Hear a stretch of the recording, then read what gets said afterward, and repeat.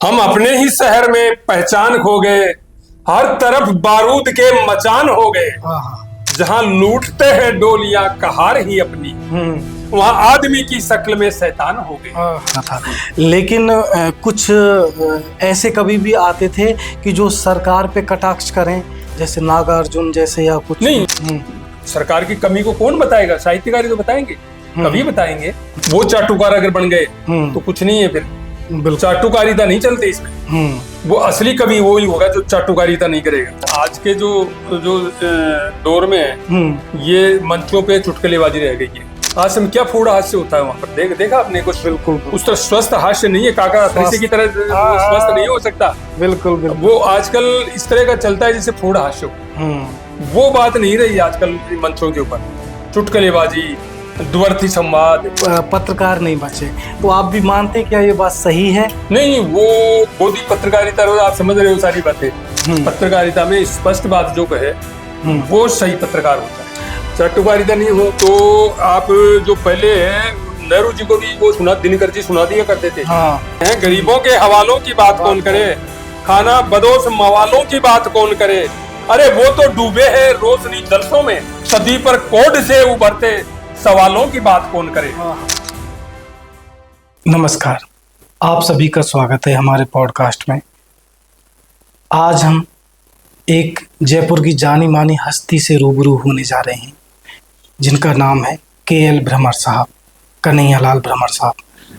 कन्हैयालाल भ्रमर साहब जयपुर के एक जाने माने कवि हैं, जिनकी ख्याति देश भर के अलावा जो हिंदी भाषी अन्य देश हैं उनमें उनकी फैली हुई है। नेपाल जैसे देशों में जाके उन्होंने हिंदी के शिखर सम्मान को हासिल किया है और उनकी ख्याति इसके अलावा जो आज का आधुनिक जगत फेसबुक या इंस्टाग्राम पे काफ़ी ख्याति है। उनकी वीडियो वायरल होती हैं आए दिन। तो आइए हम आपको उनसे मुलाकात कराते हैं।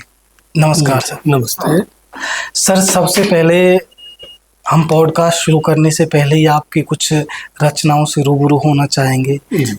आप कुछ अपने छंद सुनाएं। मातृभूमि के लिए दो छंद। मातृभूमि का वंदन करे हम सभी, इस माटी की ये धरती ये अनमोल है। मातृभूमि का वंदन करे हम सभी, इस धरती की माटी भी अनमोल है।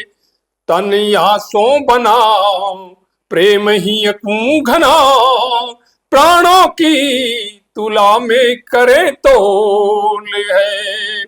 इस पर जो मिटे वो अमर हो गए, इस पर जो मिटे वो अमर हो गए। कण कण पर लिखे जिनके बलि बोल है। एकता सो रहे मिलके जीवन जिए, भेद छोड़े रखे आपसी मेल है। क्या बात है, क्या भेद छोड़े रखे आपसी मेल है। ये मातृभूमि की एक वंदना। बिल्कुल। और सर आपने इसमें ये भी कहा कि भेद छोड़ें, जो आपस में जो समाज में भेद पैदा कर रखे हैं जाति के नाम पे, धर्म के नाम पे, उनको कवि कैसे टैकल कर रहा है। ये कवि का वैसे धर्म भी बनता है और आजकल इस युग में इस चीज़ की सख्त ज़रूरत भी है, क्योंकि आज का माहौल कुछ इसी तरह का हो रहा है कि समाज में विभेद ज्यादा पैदा हो रहा है। मैं मातृभूमि की वंदना का दूसरा एक छंद और आपके सामने रख रहा हूँ। भारत हमारो आँखियन को सितारो, मन प्राण नेते प्यारो जाकी महिमा अपार है। भारत हमारो आँखियन को सितारो, मन प्राण नेते प्यारो जाकी महिमा अपार है। सागर पाई पखारे हिम मुकट सुधारे, और पापी ने को तारे गंगा यमुना की धार है। सप्तपुरी चारों धाम जन्मे जहां कृष्ण राम, सप्तपुरी चारों धाम, जन्मे जहां कृष्ण राम, सूर्य रस खान मीरा, नानक को प्यारे।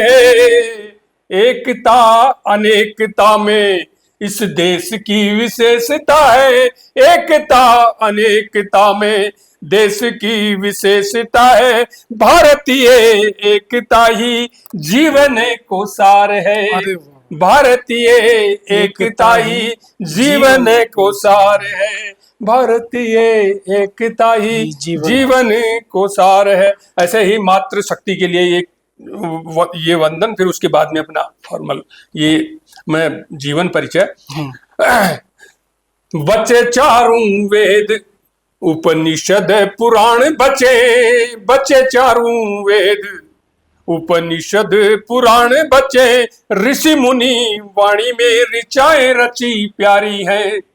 सीता माँ सावित्री जहां सती अनुसैया भई, सीता माँ सावित्री जहां सती अनुसुईया भई, 18 पुराणन ने महिमा संवारी है। रामायण गीता ग्रंथ ज्ञान को आलोक करे, रामायण गीता ग्रंथ ज्ञान को आलोक करे, विधिना ने जन्म लिए जहां अवतारी है।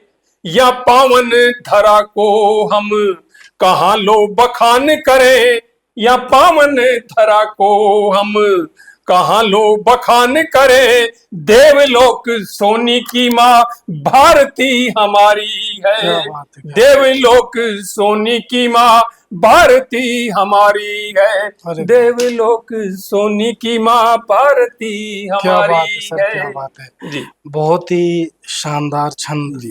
और आपने वही बात, देवलोक सोने की माँ भारतीय हमारी है, जो आम भाषा में हम कहते रहते हैं कि सोने की चिड़िया, सोने की भारत को जो सोने की चिड़िया कहते हैं। बहुत बड़ी महिमा है साहब। तो सर, आप इतना अच्छा जो भारत का वर्णन किया आपने, एकता भाईचारे का मैसेज दिया, इसमें पहले हम आपका परिचय जानना चाहेंगे कि आपकी जो शुरुआत है, साहित्य की शुरुआत, वो कब से हुई?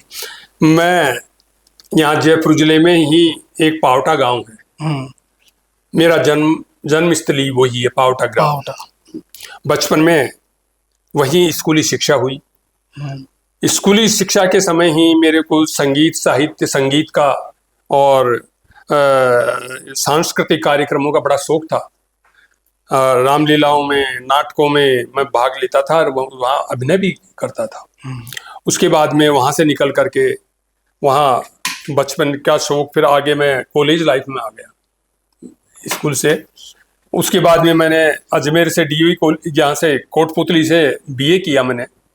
उस समय मैं खेल कूदों में, मेरा खेल का बड़ा शौक रहता था, कबड्डी, कुश्ती, बास्केटबॉल, ये मेरे मेजर गेम थे पहले।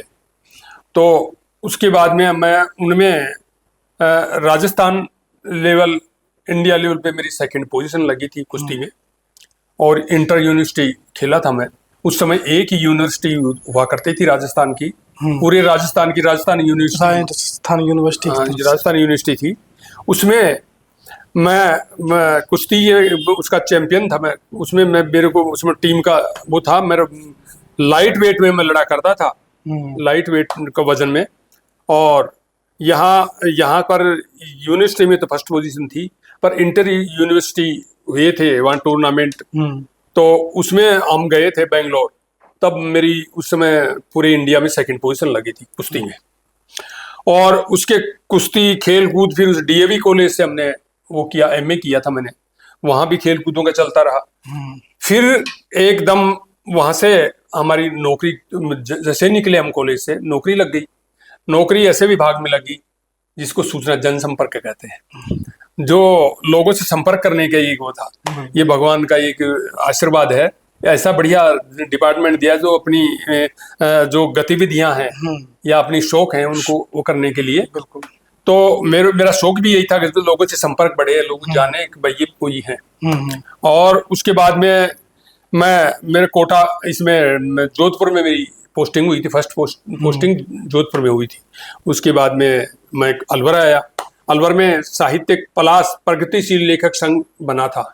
ईशमधु तलवार, आजकल तो वो एक्सपायर हो गए, नहीं पहले ईशमधु तलवार का नाम बहुत छाया हुआ था। वो प्रगतिशील लेखक, उनकी हमने एक वहाँ टीम बनाई और वहाँ कार्यक्रमों, वहाँ सूचना केंद्र है हमारा, सूचना केंद्र में ही गतिविधियां होती थी, पूरे शहर की धड़कन वहीं होती थी। तो उसमें मैं था ही, तो APRO था। तो वहाँ से फिर मेरा साहित्यिक सफर शुरू होता है। वहाँ पर मैंने लिखना पढ़ना, काफ़ी लोगों से किस तरह, क्या कवि सम्मेलनों में जाना, क्या करना, गोष्ठियों में जाना, वो जाना, वहाँ से शुरू हो गया मेरा। बिल्कुल, वहाँ आपको नए नए साहित्यकार को भी आप आमंत्रित करते होंगे, और वहाँ की गोष्ठियाँ होती होंगी। वहाँ इतने साहित्यकार थे पहले, बहुत बड़े, जोगमंदर ताइल हैं और है, मतलब लगभग वो वहाँ 20, 25, 30 ऐसे बड़े साहित्यकार थे। मैं तो बहुत छोटा था उसमें, मतलब साहित्य के क्षेत्र में इतने बड़े बड़े साहित्यकारों का मेरे को वो सानिध्य मिला है वहाँ पर। तो वहाँ कार्यक्रम आए दिन होते रहते थे। वो क्या करते थे कि हिंदुस्तान के किसी भी बड़े साहित्यकार को बुला के वहाँ आयोजन हुआ करते सूचना केंद्र में। तो मैं बड़े मनोयोग से सुनता था उनको और लिखता था। फिर वो उन सबकी वो मिलती थी, तो उन्होंने, तब से मैंने लिखना इसमें चालू हो गया। वो क्षेत्र रहता है जो अलवर का, वो मेवात क्षेत्र के नाम से जाना जाता है। मेवात क्षेत्र के नाम से कुछ मेवाती शायर भी वहाँ आते थे। या कुछ उस सन्नू मेवाती आता था, आजकल तो एक्सपायर हो गए वो सन्नू मेवाती। और मेवात क्षेत्र के भी आते थे, वो अपने हिसाब से सुनाते थे। अच्छा। मेवात क्षेत्र की बोली अलग से है। पर हाँ, उसमें मेवात में कई लोग लिखते थे, क्योंकि हम जो गोष्ठियां करवाते थे आयोजन, तो वहां से मेरे को संगीत का शौक लगा एक सबसे बड़ा। बिल्कुल, वहां मैंने संगीत में विधिवत शिक्षा ली थी, क्लासिकल संगीत की। और वहाँ कला भारती है एक, कला भारती में बाकायदा संगीत की ट्रेनिंग होती है। ये आपके सिद्धू जो तबला वादक हैं, ये वहीं से निकले हुए हैं, अलवर से ही। इनके गुरु थे वो पंडित, वो मैं वहाँ जाया करता था उसमें कला भारती में, तब वो उनसे मिला करता था। तो वहाँ मैं भी सीखा करता था। तो आपका जो लेखन का सफर शुरू हुआ, आप जब गवर्नमेंट नौकरी लग चुके थे, उसके बाद जब आप ऐसे विभाग में चले गए जहां गोष्ठी होना या कलाकारों का संपर्क आपसे होता रहा, तो आप में वो रंग चढ़ता गया। बिल्कुल बिल्कुल बिल्कुल। तो आपने पहली प्रस्तुति अपने सरकारी पद पर होते हुए दी, या उसके बाद जब रिटायर हो गए थे, या तब ये नहीं, मैं बीच में आपको वही बता रहा था। फिर मेरी सेकंड पोस्टिंग जो थी वो हुई भरतपुर में। भरतपुर में मैं था और गोपाल प्रभाकर भी वहाँ PRO थे, मैं APRO था। तो वो भी उनके, वो भी जयपुर के ही है। गोपाल प्रभाकर के पिता कमलाकर जी बहुत बड़े साहित्य वो थे, कवि थे राजस्थान के। तो वो हम दोनों वहाँ सूचना केंद्र में कवि गोष्ठियाँ, कवि सम्मेलन हर महीने 15 दिन में करवाया करते थे आयोजन। भरतपुर में बहुत सारे कवि इकट्ठे। और भरतपुर में एक, ये आपको आश्चर्य होगा, वहां पर कम से कम साल में 20 राष्ट्रीय कवि सम्मेलन हुआ करते थे। हिंदुस्तान का बड़े से बड़ा, छोटे से छोटा, जितने भी आते थे वो कवि वहां आया करते थे, बड़े बड़े कवि। काका अतरसी क्या है, हाँ, वो जो सारे जितने भी उस समय के जो सबसे बड़े कवि थे वो वहां आया करते थे। और वहां पर उनमें हमें भी आमंत्रित करते थे वो। तो मैंने वहाँ बड़े बड़े जो कवि हैं, मेरे को वहाँ इतना बड़ा फायदा मिला कि जो हिंदुस्तान के उस समय के 80 से 90 के दशक में जितने भी कवि थे, 95 तक जितने भी कवि, मतलब हिंदुस्तान के जो बड़े बड़े कवि, टॉप कवियों के साथ मेरे को कभी मतलब मंच शेयर किया मैंने। अरे वाह, ये कविताएं सुनाई है मंच में। बिल्कुल। सर, आपके विभाग ने भी कवि सम्मेलन कराए होंगे? नहीं, हमारे यहाँ तो होते ही है कवि गोष्ठियों। ये तो शौक है एक तरह का। ओके। हमारे गोपाल प्रभाकर के वो था, शौक था, इसलिए हम आए दिन गोष्ठियां कराते। वो भी कवि हैं, रमणी कवि हैं। तो कवियों का ये होता ही है कि कवि गोष्ठी कराएं। वहां पर हम साहित्य का अलग है, कला का वो, ये जो पेंटिंग वगैरह, बच्चों की पेंटिंग या आयोजित करवाना।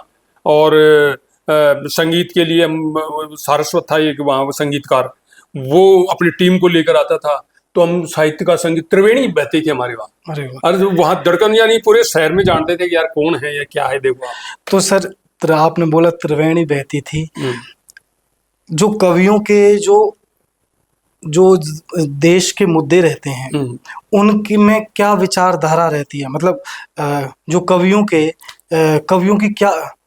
की क्या विचारधारा है देश के मुद्दों को लेके। मान लो आपने जो शुरुआत में कविता पढ़ी थी उसमें भाईचारे का नाम आया, और आजकल भी कुछ देश में स्थिति ऐसी ही बनी जा रही है कि देखो उस समय जब हम मंच पे थे, नीरज जी का नाम सुना होगा आपने, हाँ, सोम ठाकुर का सुना होगा आपने, और बहुत सारे साहित्यकार बड़े बड़े जो कवि थे वो आया करते थे। पर वो जो स्टेज के ऊपर काका आतरसी, निर्भय हाथरसी और हरिओम पवार, ये जब मंच पे आते थे वीररस के थे वो, पर वो देशभक्ति की ज्यादा, मतलब जो गीत होते थे या जो कविताएं होती थी वो देशभक्ति के ऊपर फेस ज्यादा हो रहता था। और उसके बाद हास्य के तो होते ही हैं, बीच बीच में हास्य वाले कवि भी होते थे जो हंसाते थे, बाकी ज्यादातर ये देशभक्ति का ज्यादा रंग रहता था। लेकिन कुछ ऐसे कवि भी आते थे कि जो सरकार पे कटाक्ष करें, जैसे नागार्जुन जैसे या कुछ नहीं। वो देखो कवि एक ऐसा है, एक साबुन की तरह है, जैसे कपड़े पे साबुन मारोगे तो वो साफ होगा।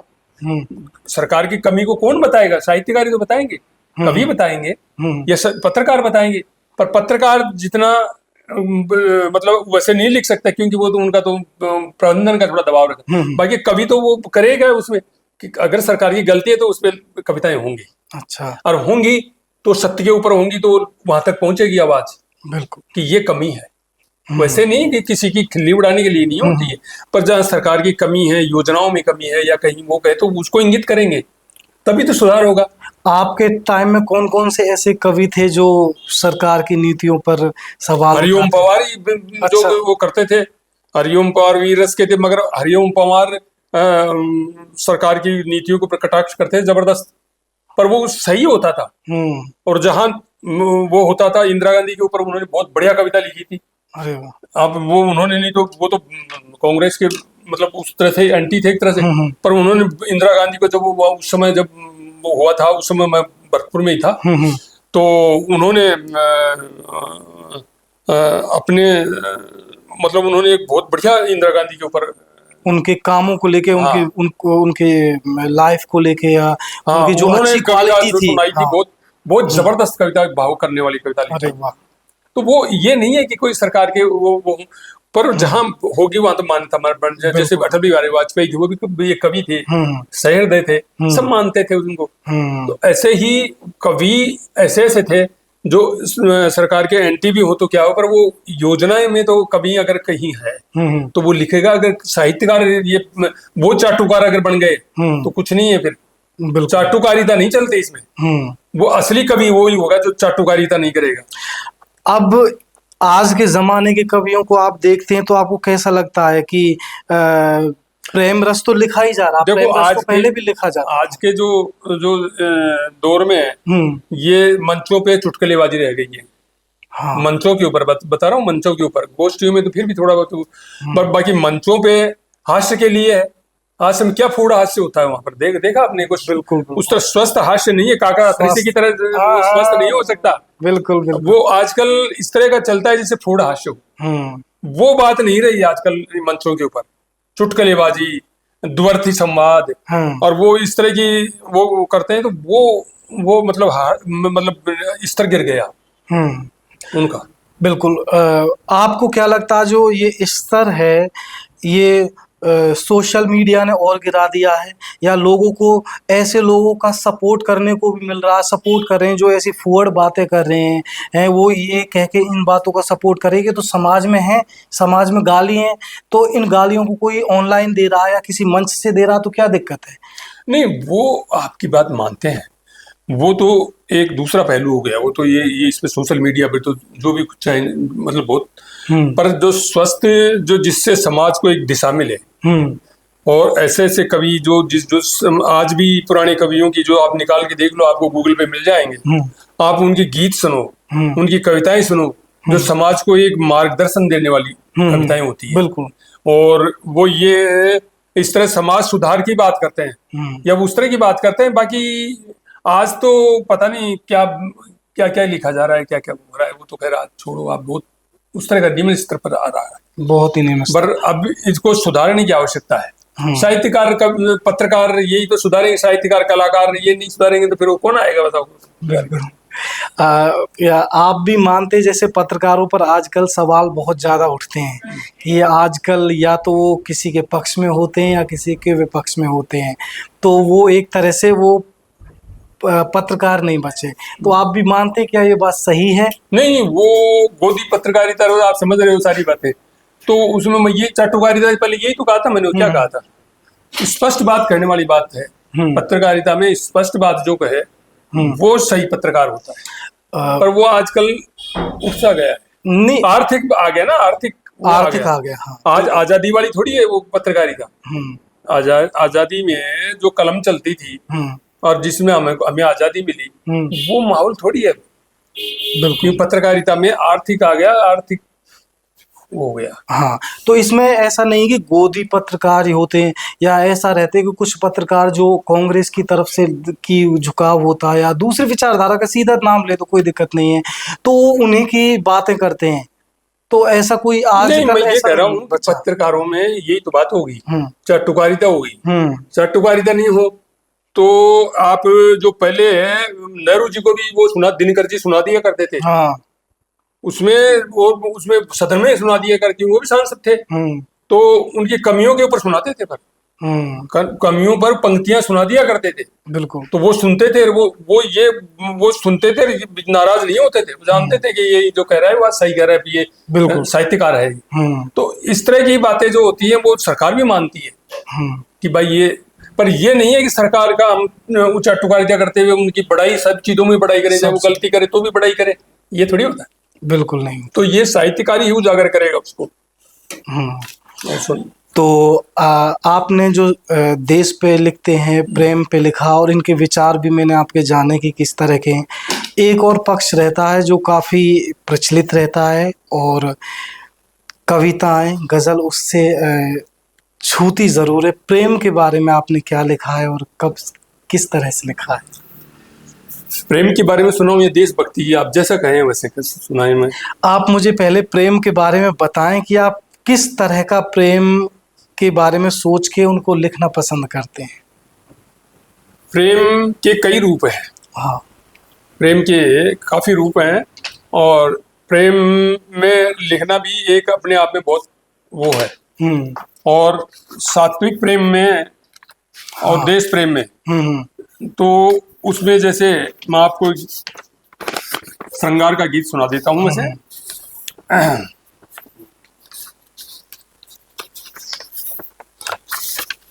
एक गीत है, पहली बार मिले तुमसे तो ऐसे बहक गए, पहली बार मिले तुमसे तो ऐसे बहक गए, पतझड़ के तरवर पर जैसे पाखी चहक गए, पाखी चहक गए, प्यार भरे गीतों के गुंजन अधरों पर छाए, प्यार भरे गीतों के गुंजन अधरों पर छाए, मन के धुंधले दर्पण पर कई बिंब उभर आए, मन के धुंधले दर्पण पर कई बिंब उभर आए, सतरंगी सपने नैनों में, सतरंगी सपने नैनों में खिलकर महक गए, पतझड़ के तरवर पर जैसे पाखी चहक गए। जैसे सूखा पेड़ होता है उस पर पक्षी चहक जाए, तो वो हिसाब है। छंद हुई जीवन की सरगम, दूर हुई तन्हाई, गूंज उठी सूने मन मंदिर जैसे सहनाई, छंद हुई जीवन की सरगम, दूर हुई तन्हाई, गूंज उठी सूने मंदिर में जैसे सहनाई, छुपी हुई अनजान प्रीति के शोले दहक गए, पतझड़ के तरुवर पर जैसे पाखी चहक गए, पाखी चहक गए। रात हुई एकांत झील में चांद निहारा है, रात हुई एकांत झील में चांद निहारा है, चटक चांदनी लगती जैसे रूप तुम्हारा है, चटक चांदनी लगती जैसे रूप तुम्हारा है। भोर रश्मि अरुणाउषा कण, भोर रश्मि अरुणाउषा कण जैसे महक गए, पतझड़ के तरवर पर जैसे पाखी चहक गए। हमने बुने कल्पनाओं के ताजमहल कितने, प्रेमी प्रेमिका के बारे में कितने ताजमहल कितने सपने बुनते हैं। हमने बुने कल्पनाओं के ताजमहल कितने, तरुणाई का प्रेम आवरण मदन लगे मथने, तरुणाई का प्रेम आवरण मदन लगे मथने। यौवन की खिलती फुलवारी मधुवन लहक गए, पतझड़ के तरवर पर जैसे पाखी चहक गए। पहली बार मिले तुमसे तो ऐसे बहक गए, पतझड़ के तरवर पर जैसे पाखी चहक गए। वाह सर, पाखी चहक गए। क्या बात है। ये प्रेम का गीत था। आपकी जो आपने पहले बताया कि आपने संगीत की शिक्षा भी ली है, विधिवत ली है, तो वो यहाँ भी नजर आ रही है। तो सर आप ये जो ये गीत है, ये सरिता में प्रकाशित हुआ था। ये मेरा लिखा हुआ है, लगभग 40 साल पहले का गीत है। अरे पुराना गीत है, 35 साल 40 साल। तो मैं सरिता मुक्ता में मेरे छोटे गीत बहुत आते थे, तो उसमें ये प्रकाशित हुआ था। ठीक सर, आप अब जो भी आपने इससे पहले भी भारत माता से रिलेटेड या देश से रिलेटेड छंद सुनाए थे, कुछ आपके उस वक्त भी तरन्नुम में सुनाए थे, कुछ ऐसी कविताएं भी जो आपकी बिन तरन्नुम में है या शेर टाइप में है, गजल है, कुछ बिना तरन्नुम में सुनाई है को? मैं वैसे भी वहाँ जैसे मंचों पे सुनाया करता था, वैसे तो मंचों पे मेरे काफी शेर थे जो मंचों पे मैं सुनाया करता था। इसमें था आज के वातावरण में जहाँ सीमाओं पर तनाव चल रहा है और हमारा क्या कर्तव्य है, इसलिए उसको ध्यान में रख करके ये आप मुक्तक सुनिए। मातृभूमि माँ है कोई फर्क नहीं है, मातृभूमि माँ है कोई फर्क नहीं है, अरे स्वर्ग से बढ़कर है कोई तर्क नहीं है। मातृभूमि माँ है कोई फर्क नहीं है, स्वर्ग से बढ़कर है कोई तर्क नहीं है। पापियों के पाप तो कट जाएं तीर्थ में, पापियों के पाप तो कट जाएं तीर्थ में, पर देश द्रोहिता से बड़ा नरक नहीं है, पर देश द्रोहिता से बड़ा नरक नहीं है, देश द्रोहिता से बड़ा नरक नहीं है। अब कई बार ये देखते हैं कि ये कौन से धर्म की लिए बातें चलती हैं। हिंदू को ना मुसलमान को सकून है, ये जो अभी हादसा हुआ है, ये इसकी बात है। ये हिंदू को ना मुसलमान को सकून है, सिख ना ईसाई का ये कैसा खून है। हिंदू को ना मुसलमान को सकून है, सिख ना ईसाई का ये कैसा खून है। भेड़िए वैसी दंडे हैं मुकुटों में, वहां जब उन्होंने बेरहम से कत्ल किया, भेड़िए वैसी दरिंदे हैं मुकुटों में, निर्दोष मानवता को खाने का जुनून है, निर्दोष मानवता को खाने का जुनून। पर मैं भी यही आपको एक कहता हूँ, वो उन्होंने किस वातावरण में उन्होंने किया हो, पर मैं भी ये मेरे संकल्प है ये भाई से भाई का रिश्ता छूटेगा नहीं। हम्म हमारे देश की एकता को तोड़ नहीं सकते। हम्म भाई से भाई का रिश्ता छूटेगा नहीं।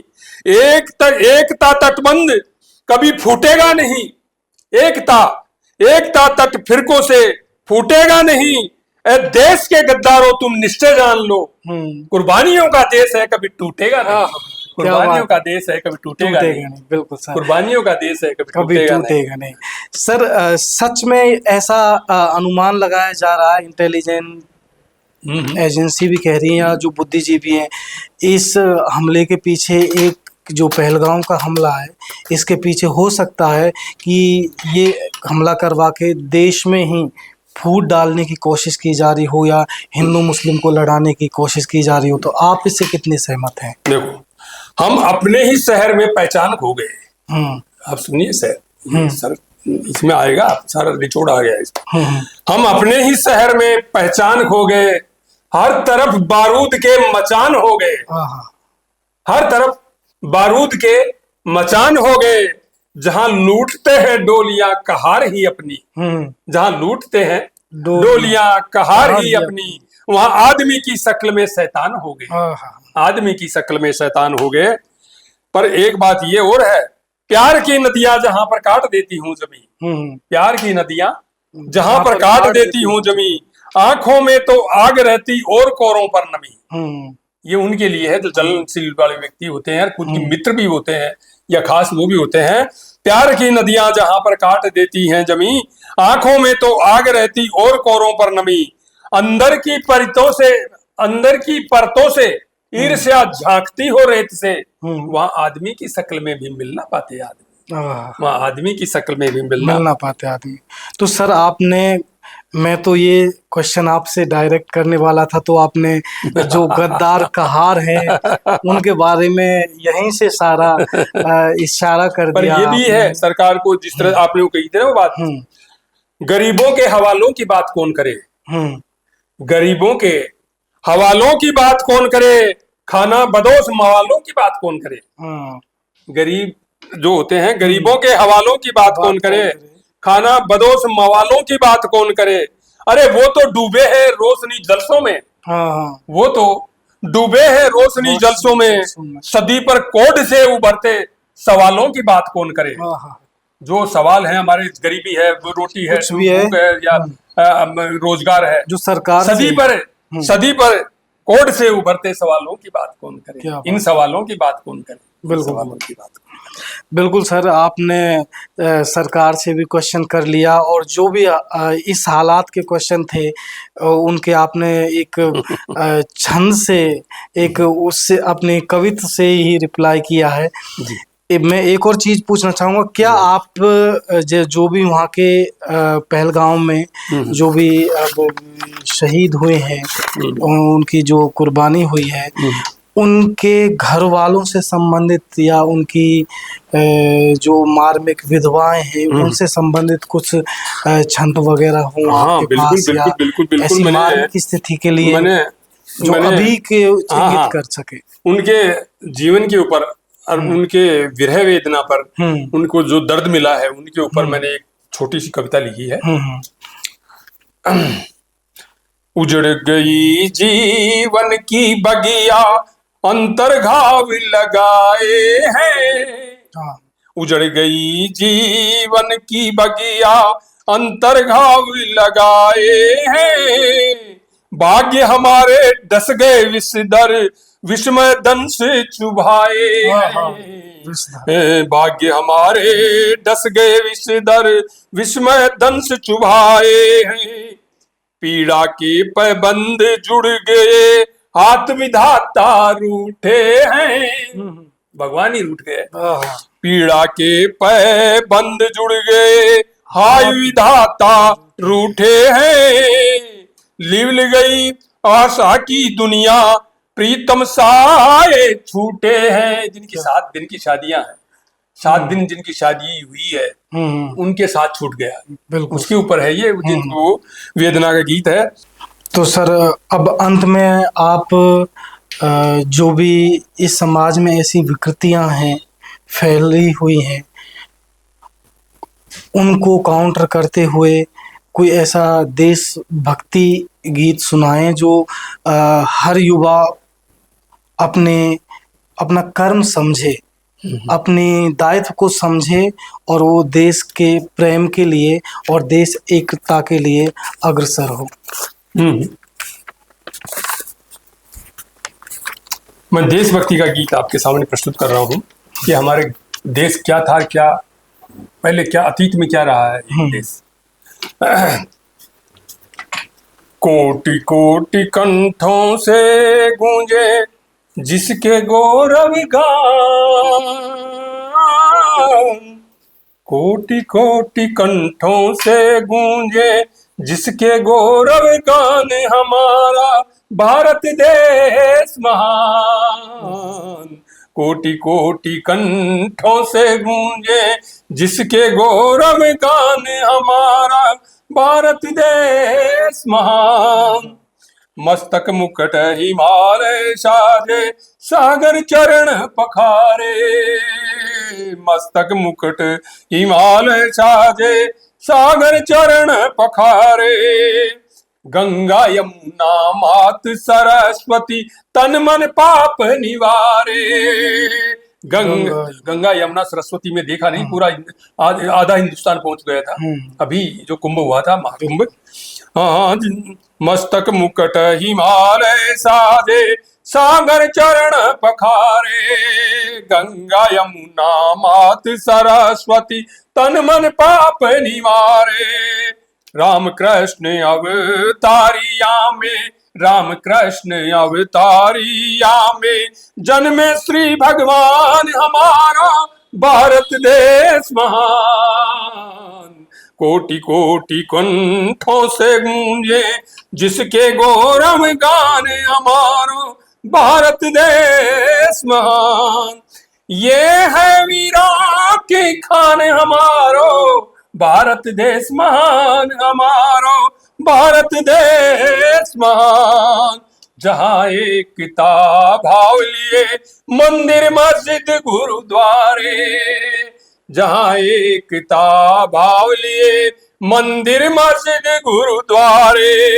हिंदू मुस्लिम सिख ईसाई सब में भाईचारे, हिंदू मुस्लिम सिख ईसाई सब में भाईचारे। अल्लाह ईश्वर गुरु के बंदे, अल्लाह ईश्वर गुरु के बंदे, दिल में हिंदुस्तान हमारा भारत देश महान। कोटि कोटि कंठों से गूंजे जिसके गौरव गान, हमारा भारत देश महान। काशी और अजमेर अमृतसर लगे आस्था मेले, काशी और अजमेर अमृतसर लगे आस्था मेले। ईद और वैसाखी होली हो त्योहार रंगीले, ईद और वैसाखी होली हो त्योहार रंगीले। जहां आरती गुरुवाणी संग, जहां आरती गुरुवाणी संग समरस लगे अजान, हमारो भारत देश महान। कोटि कोटि कंठों से गूंजे जिसके गौरव गान, हमारो भारत देश महान। राधा रुक्मण सिया सावित्री अनुसुईया सती नारी, राधा रुक्मण सिया सावित्री अनुसुईया सती नारी। जिनके पावन सत सोहारे तीनों जगत है मुमारी, ब्रह्मा विष्णु महेश तीनों हार गए थे। जिनके पावन सत सोहारे तीनों जगत है मुरारी। चक्र सुदर्शन मुरली के स्वर, चक्र सुदर्शन मुरली के स्वर, विजय कराती तान हमारो भारत देश महान। कोटि कोटि कंठों से गूंजे जिसके गौरव गान, हमारो भारत देश महान। अंत में है, तक्षशिला नालंदा ज्ञान का परचम जग लहराया, तक्षशिला नालंदा ज्ञान का परचम जग लहराया। गुरुकुल में चाणक्य नीति ने गौरव मान बढ़ाया। गुरुकुल में चाणक्य नीति ने गौरव मान बढ़ाया। ऋषि मुनि अवतारों की धरती, ऋषि मुनि अवतारों की धरती, विश्व गुरु पहचान हमारो भारत देश महान। कोटि कोटि कंठों से गूंजे जिसके गौरव गान हमारो भारत देश महान। ये है वीरों की शान हमारो भारत देश महान, हमारो भारत देश महान, भारत देश महान। अरे वाह, बहुत ही शानदार सर, बहुत ही शानदार। तो आपका सर बहुत बहुत धन्यवाद। जी जी, आप जो यहाँ पधारे और जो आपने संदेश दिया इस स्थिति में, जो ये परिस्थिति है देश की, उसमें उसको जोड़ने की, मिलाने की बात कही। तो ये थे आज के हमारे साहित्यकार कवि कन्हैयालाल भ्रमर जी, जिन्होंने अपने विचारों से देश को एक सूत्र में बांधने की बात कही और भाईचारे का संदेश दिया। कहा कि देश में कोई परिस्थिति आ जाए, उस परिस्थिति को निपटना है और साथ में भाईचारा, सद्भावना बना के रखनी है। इनका संदेश था कि हमारे समाज में हो रही असामाजिक घटनाएं, अप्रिय घटनाएं जो बाहरी विषधरों द्वारा कराई जा रही हैं, या अन्य जिसमें देश के भी जो लुटेरे कहार हैं वो शामिल हैं, उनके द्वारा घटित की गई घटनाओं से बचें, उनको विचलित होकर कोई ऐसा कदम ना उठाएं जो देश के शांति के लिए घातक हो। तो आज कन्हैयालाल भ्रमर जी ने हमारे साथ कई ऐसे अच्छे संदेश सुनाए और कई भावुक कविताएं सुनाएं, तो हम इनका बहुत बहुत तहे दिल से धन्यवाद आपका भी बहुत बहुत आभार है। आप मेरे को इस मंच पे लाके और सभी से परिचय करवाया, और सभी ने जो सुन रहे हैं और जो सुनेंगे सभी को मेरा बहुत बहुत शुभकामनाएं हैं। और मेरे पे आज जो आप आशीर्वाद बनाए रखे हैं और इस तरह का और प्रोत्साहित किया है आपने, और इस तरह मेरे को यहाँ मंच पे लाने का श्रेय आपको है, और आपने मंच पे ला करके सबसे मुखातिब होने का मेरे को अवसर प्रदान किया है। इसके लिए मैं आपका बहुत बड़ा आभारी हूँ। ठीक है सर, धन्यवाद। आपके हम आभारी हैं। और आप सभी को भी चंद्रशेखर पांचाल की तरफ से नमस्कार, धन्यवाद।